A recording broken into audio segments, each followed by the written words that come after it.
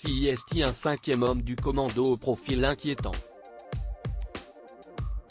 Le cas serait intervenu dans le massacre de Leslie et Kevin, pour faire disparaître les corps et les preuves. Qui est-il? Ce drame a profondément choqué les Français, et un cinquième homme s'apprête à être entendu ce mercredi 19 juillet par le juge d'instruction. Il s'agit du carnage qui a coûté la vie à Kevin Trompa et Leslie Hurlbeke, retrouvés les 3 et 4 mars 2023, après plusieurs mois de recherche et une disparition qui remonte à la nuit du 25 au 26 novembre 2022.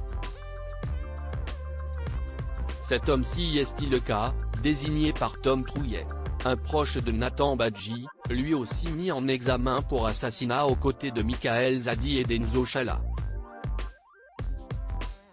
Un nom tout droit sorti d'un film de Tarantino, qui est en réalité un jeune homme de 24 ans, né à Caen, qui bosse comme veilleur de nuit au Havre et serait fabricant de bombes artisanales, capable de manier les explosifs et présent durant la guerre en Ukraine, rapporte Le Parisien. Les forces de l'ordre finissent par mettre la main sur le cas, alias Stéphane Mathieu, évoqué par Tom Trouillet lors de sa garde à vue. Un jeune homme intelligent, né à Caen en janvier 1999. Interpellé le 12 avril dans un hôtel du Havre, où il travaille comme veilleur de nuit, il a été entendu pendant 2 jours. Prouvant qu'il sait slalomer entre les questions, masquer ses émotions et trafiquer son CV. Son séjour en Ukraine? Il n'y a été que par sympathie pour le peuple ukrainien, et principalement comme cuisinier. Quid de son implication dans l'affaire Leslie et Kevin? Le cas admet avoir effectué le voyage mais seulement, pour soutenir moralement son ami Nathan Badji, qu'il connaît depuis 3 ans et qui était très marqué par l'accident grave qui venait de rendre son père paraplégique.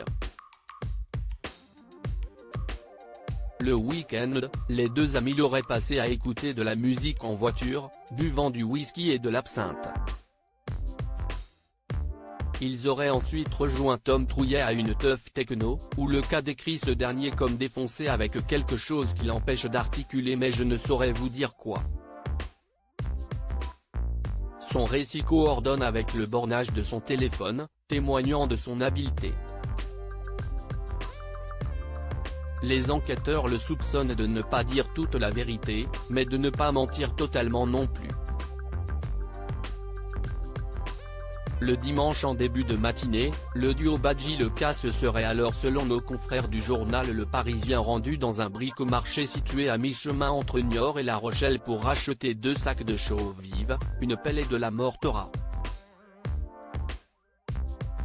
Les enquêteurs ont ainsi bien du mal à ne pas relier cette liste de courses à la volonté de faire disparaître les corps de Leslie et Kevin, ainsi qu'empoisonner le chien de Leslie, Onyx. Recel de cadavres, télégrammes et départ à l'étranger puis, les allers-retours des hommes impliqués dans ce massacre correspondent au moment d'enterrer les dépouilles, sur le terrain situé sur la commune de Magnier, Deux-Sèvres, dans le Marais poitevin.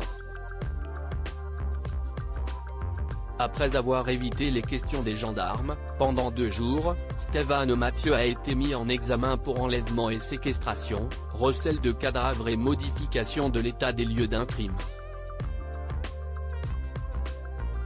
Le cas a finalement reconnu son implication dans des faits de recel de cadavres et modification d'une scène de crime, devant le juge. Il conteste en revanche toute participation à l'opération d'enlèvement et de séquestration. Après ce massacre qui a uni les 4 hommes, le cas aurait maintenu le contact notamment avec Michael Zadi, via la messagerie cryptée Telegram, lui proposant même des solutions de repli, comme un départ à l'étranger en dehors de la communauté européenne, dans un pays sans extradition.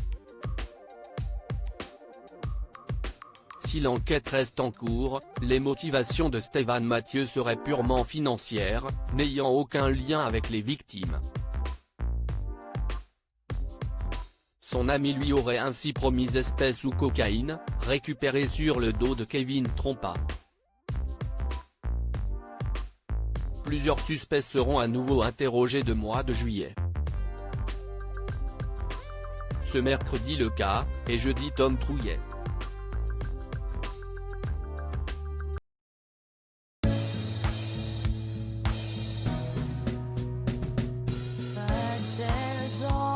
Times through the rough times I think